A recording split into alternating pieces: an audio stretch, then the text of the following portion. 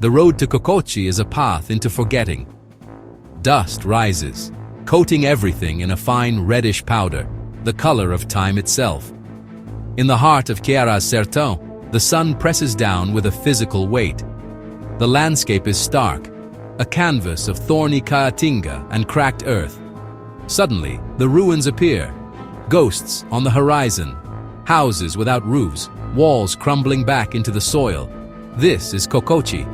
Once, it pulsed with life, laughter, festivals, the rhythm of harvests. Now, only the wind sings, weaving through skeletal doorways and empty windows.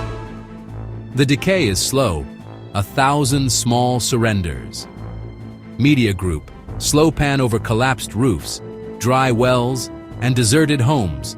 Close-up of debris from crumbling buildings, a stock, distribute equally, a family leaves, a well runs dry, a roof collapses. The silence is profound, filled with the weight of what's been lost. Walls of mud and stone are reclaimed by earth. Cacti sprout defiantly from the ruins. Cococi is more than a collection of ruins. It's a monument to resilience, a story written in dust. Here, the past lingers, refusing to be forgotten.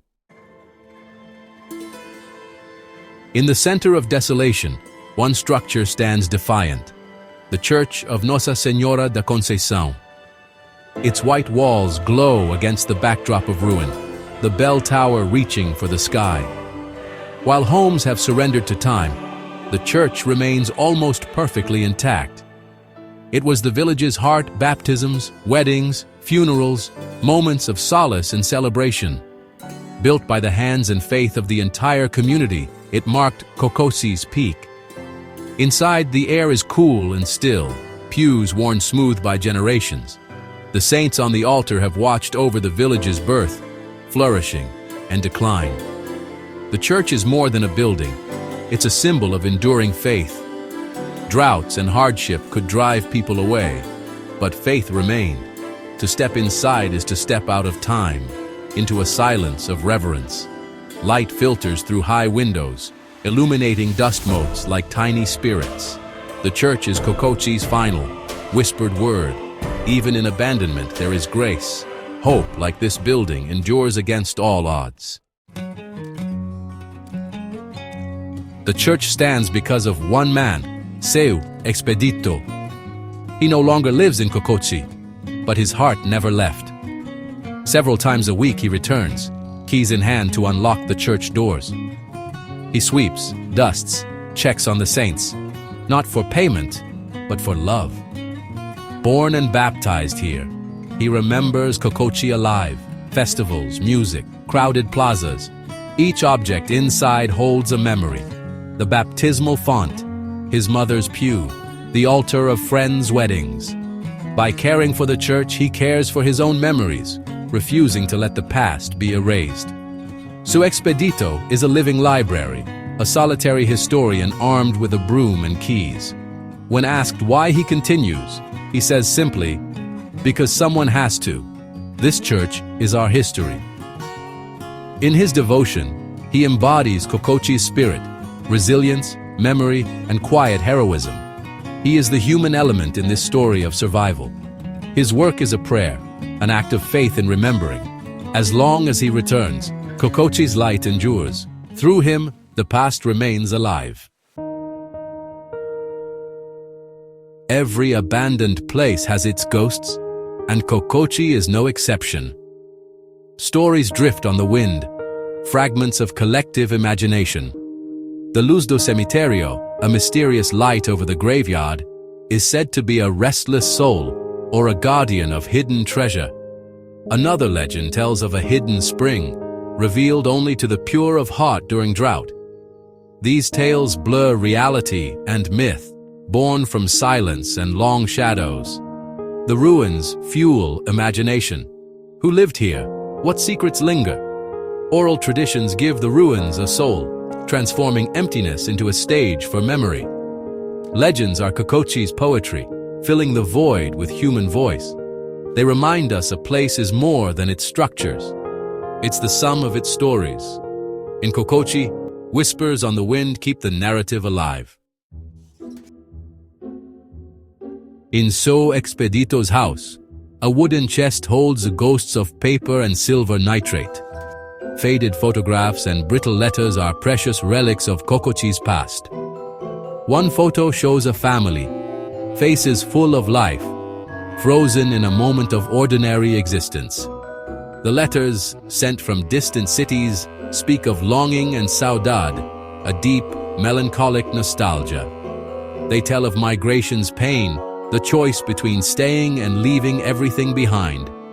Another photo captures a festival, the plaza teeming with people, music, and joy. These images contrast sharply with today's emptiness, proof of a vibrant community. Artifacts like these are windows into a lost world, giving faces to nameless ruins. They remind us Cococi was once a home, a place of love and community. Fragile pieces of paper become powerful monuments. Through them, the people of Cococi are not forgotten. Memory endures in every faded image and handwritten word. Cococi's end was slow, a story of attrition written by sun and sky. The Sertão's cycles of rain and drought grew harsher in the 20th century. The drought of 1958 broke spirits. Reservoirs dried, cattle died, and hope faded.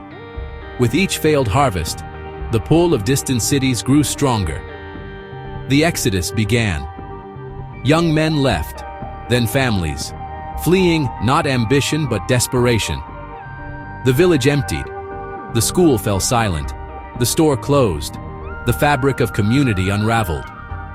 Those who stayed were mostly the old, watching their world shrink. Government promises of help rarely materialized. Cococi was left to fend for itself, a victim of climate and economic change. The traditional way of life could not compete with the forces of nature and modernity. Abandonment was not a choice, but an inevitability. To walk through Cococi is to read a poem in stone and silence. There's haunting beauty in decay, a colored tile, a window frame, a tree growing through a living room. Nature is reclaiming what was always hers. The silence is powerful, a canvas for imagination. In the absence of voices, other sounds emerge. Insects, lizards, the coo of a Juriti dove. This silence is full of stories, inviting us to listen and feel the weight of years. Light and shadow play on the ruins, creating a spectacle that changes with the day. The beauty is in the spaces between, in the textures and shapes of what remains. Cococi is not dead, but transforming, a monument to fragility and endurance. It teaches humility, reminding us all things are temporary. To find beauty here is to accept the cycle of creation and decay. What's left behind is profound elegance. Even in absence, there are glimmers of hope. The church stands as a miracle of faith and persistence, anchoring Cococi's memory. Hope lives in those who remember, the diaspora keeping stories alive. New visitors, photographers, artists, travelers, are drawn by the haunting beauty and story. Their interest is a form of resurrection, giving Cococi new life and audience.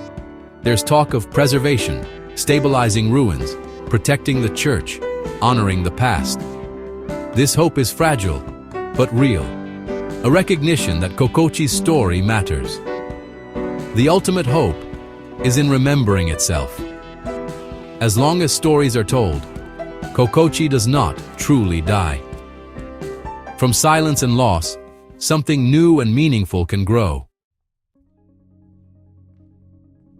Cococi is a symbol for countless forgotten places emptied by change and progress. These silent casualties of history matter.